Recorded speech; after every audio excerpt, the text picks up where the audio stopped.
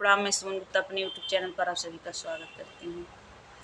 लगाई गली घड़िया गलिया घूमे ना देवे, लगाई घड़िया गलिया घूमे ना देवे।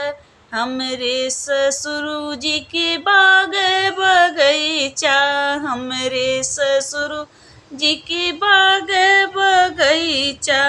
हमार मर्जी निबला तूरे ना देबै, हमार मर्जी निबला तूरे ना देबै। लगाई घड़िया गलिया घूमे ना देबै, लगाई घड़िया गलिया घूमे ना देबै। हमरे ससुर जी के तारा इनारा, हमरे ससुर जी के तारा इनारा।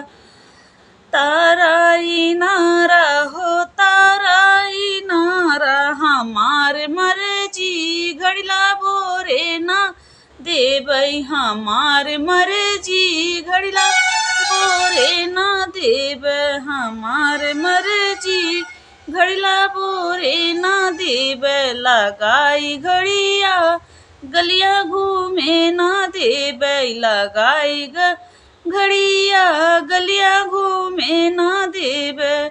हमरे ससुर जी के महला दू महला, हमरे ससुर जी के महला दू महला।